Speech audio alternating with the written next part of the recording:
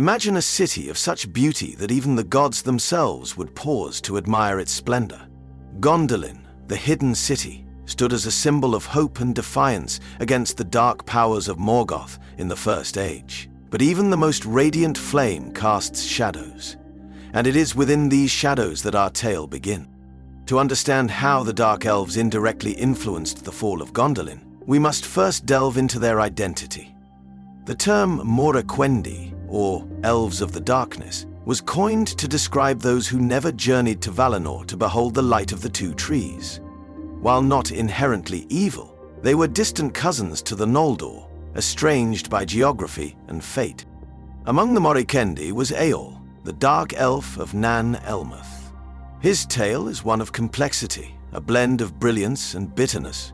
A master smith, Eol despised the Noldor for their perceived arrogance and cursed the name of Feanor for creating the Silmarils that brought so much strife. In him burned a shadowed pride, an echo of the unlit paths of the Morroquendi. Eol's connection to Gondolin lies in his son, Maeglin. Born to Eol and Arethel, a Noldorin princess and sister of Turgon, Maeglin's heritage was a collision of light and shadow. His mother brought him to Gondolin, where he rose to prominence due to his sharp mind and skilled craftsmanship. Yet the shadow of his father lingered. Eol's contempt for the Noldor, his disdain for their bright halls, and his violent end, executed by Turgon after an attempted murder, left Maeglin with a twisted heart. He admired Idril, his cousin, but his love turned to obsession and despair when she chose another. Morgoth exploited this vulnerability when Maeglin was captured during a mining expedition beyond Gondolin's protective circle. Maeglin's betrayal of Gondolin was not born in a single moment. It was the culmination of Eol's shadow, Morgoth's manipulations, and Maeglin's own fatal flaws. His knowledge of Gondolin's hidden paths was the key Morgoth needed to unleash ruin upon the city. Maeglin's capture in the year 510 of the First Age marked a turning point in Gondolin's fate. Dragged before Morgoth in Angband, the Dark Lord probed his mind, offering both threats and promises.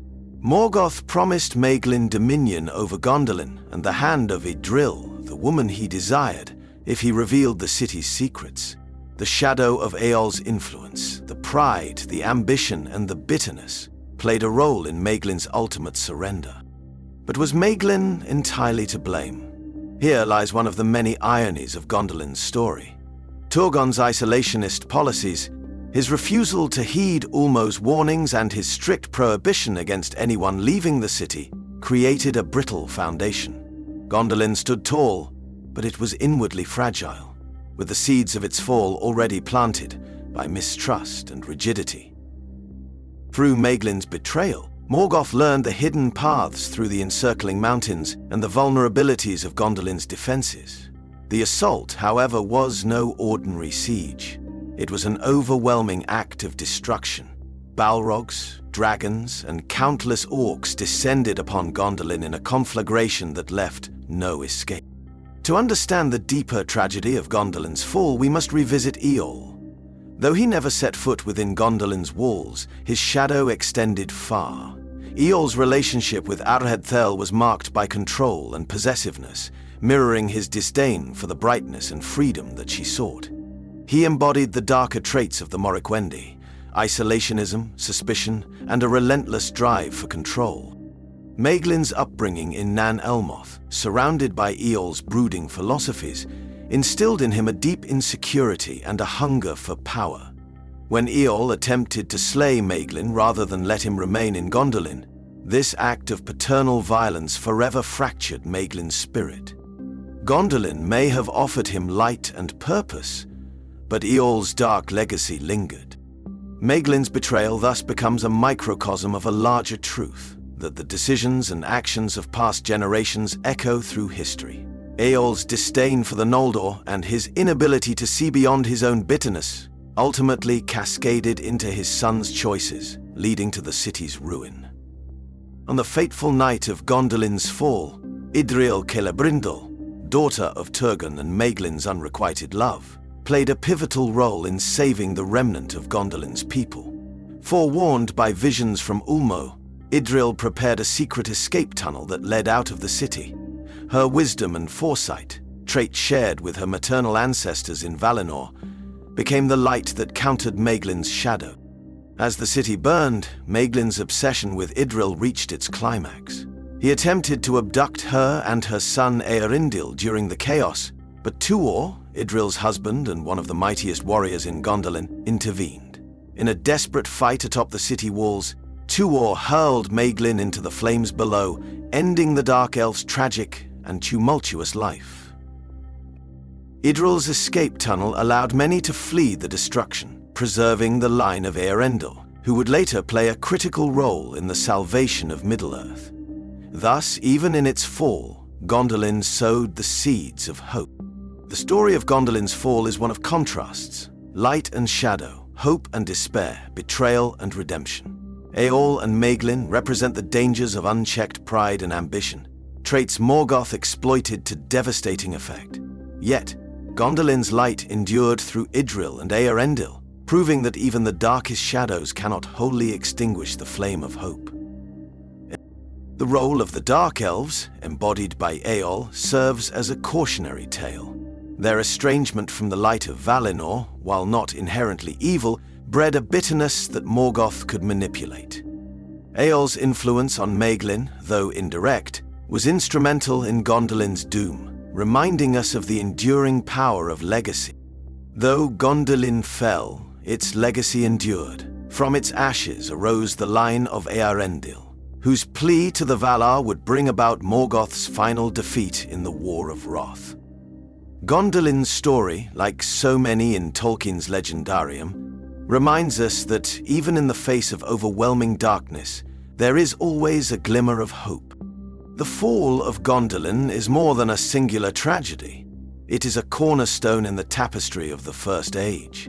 The city's destruction exemplifies a recurring theme in Tolkien's work: the frailty of even the greatest creations when shadowed by hubris and division. Gondolin was a masterpiece of elven ingenuity, its location and defenses ordained by Ulmo, the Valar who championed the free peoples. Yet it fell because its king, Turgon, ignored the warnings of the very Valar who guided him. In year 495 of the First Age, Ulmo sent Tuor, son of Huor, to Gondolin as a messenger, urging Turgon to abandon the city and lead his people west to seek safety in Valinor. But Turgon's love for his city, coupled with a fatalistic pride, blinded him to Ulmo's wisdom. Thus, Gondolin, like Nargothrond before it, became a victim of isolation, a jewel hoarded rather than shared, its brilliance left vulnerable to the forces of darkness. Morgoth's influence over the events leading to Gondolin's fall cannot be understated.